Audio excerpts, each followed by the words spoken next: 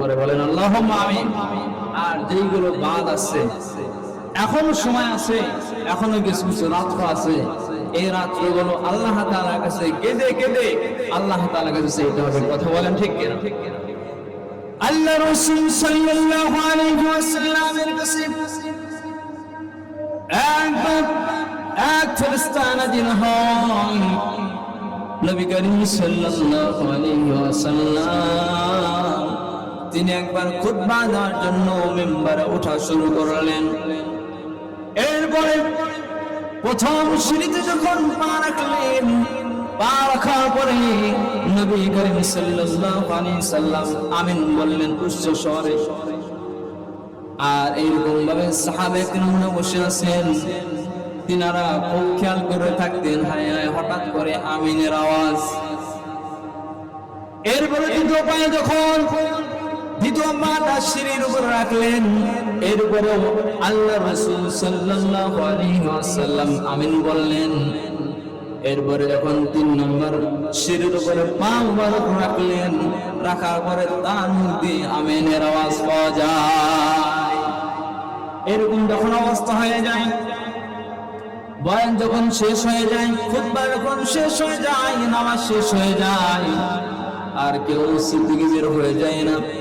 এরপরে এক সাহাবী আর এক সাহাবীকে ডেকে বলেন, ও সাহাবী ভাই, ও ভাই, আজকে নবীর মুখ দিয়ে যখন প্রথম সিঁড়িতে পা রাখলো, দ্বিতীয় সিঁড়িতে যখন পা রাখা হয়, তৃতীয় সিঁড়িতে যখন পা রাখা হয়, ওই সময় নবীর জবান মুবারক দিয়ে আমিনের আওয়াজ শোনা যায়, কেন আমরা শুনতে চাই? বলেন সুবহানাল্লাহ। তিনারা এরকম ভাবে বলা শুরু করলেন। কেউ বলে সাহস পায় না। আজকে যদি কোনো মাহফিলে দেখা যায় বর্তমান ওয়াজ করে, হুজুর ডাইরেক্ট হুজুরে কি করছি, কথা বলেন ঠিক কিনা? এগুলো কিন্তু আদবের খেয়াল খেলাফ, এগুলো ঠিক না।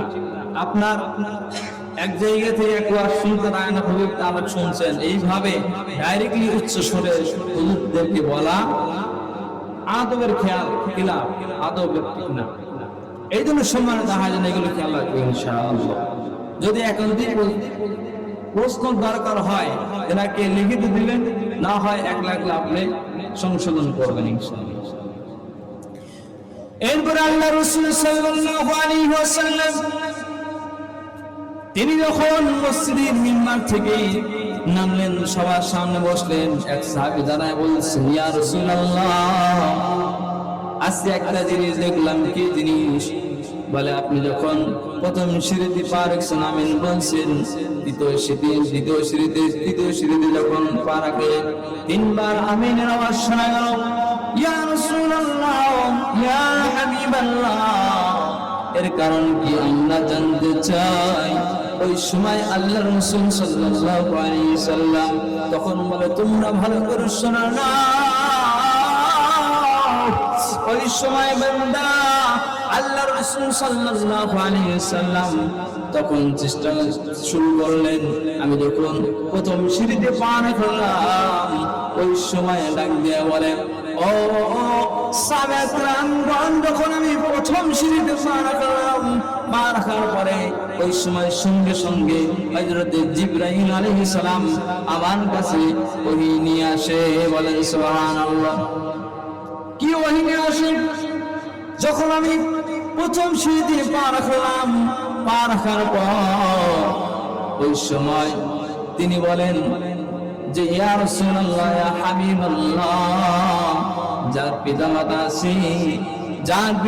আছে, পিতামাতা থাকার পরেও পিতামাতাকে সম্মান করে না, ইজ্জত করে না, তাদেরকে মূল্যায়ন করে না, তারা ধ্বংস হোক, আমি সঙ্গে সঙ্গে আমিন বলে দিলাম। তাহলে এখন বর্তমান পিতামাতা আছে, তাদের তো সম্মান দেওয়া অবস্থায় ঘুরে বেরো পানি তোলা যায়।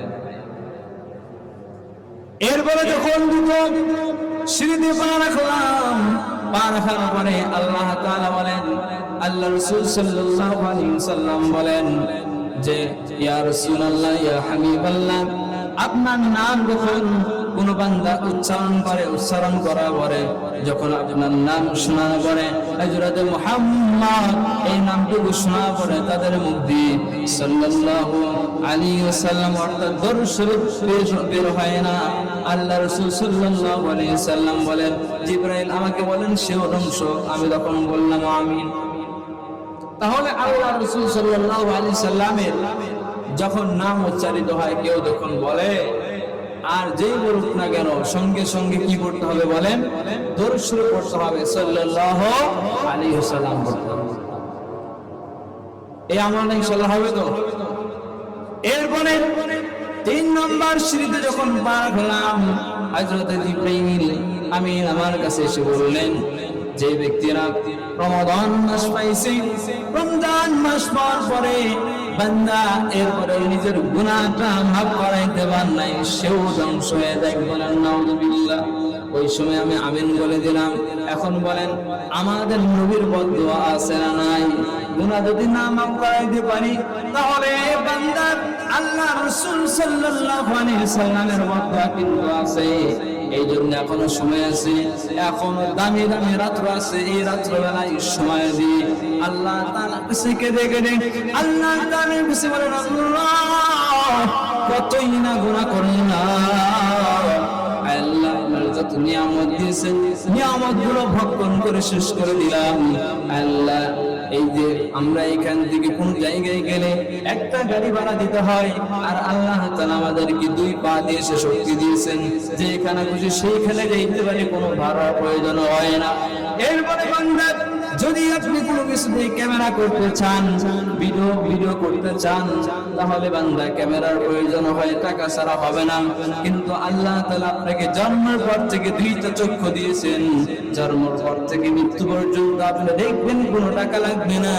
এই বান্দা আল্লাহর গোলাম, আল্লাহ তাআলা কই এইরকম ভাবে যখন বান্দা একটা নিয়ামত ধরে ধরে যখন আল্লাহ তাআলা কাছে দোয়া করবে, আল্লাহ আপনি ছাড়া আর কেউ নাই, আপনি দয়াময়, আল্লাহ আপনি ছাড়া আর কোথায় যাব? আল্লাহ আপনি যদি না মাফ করেন, আল্লাহ কে মাফ করবে?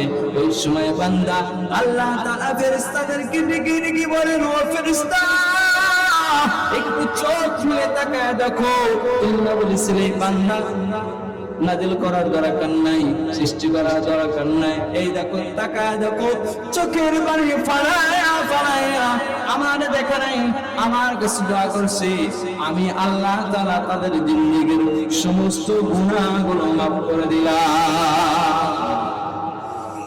যখন কোন শিশু বান্দা বাচ্চা যখন মায়ের কাছে বাবার কাছে কোনো কিছু আবদার করে, আবদার করার পরে অনেকক্ষণ পর ঘর বেড়ে বেড়ে মাকে শুয়ে শুয়ে কান্না করে, ওই সময় মা কিন্তু আর সহ্য করতে পারে না, সঙ্গে সঙ্গে কিছু না কিছু দিয়ে সান্ত্বনা দিয়ে দেয়। কথা বলে ঠিক না?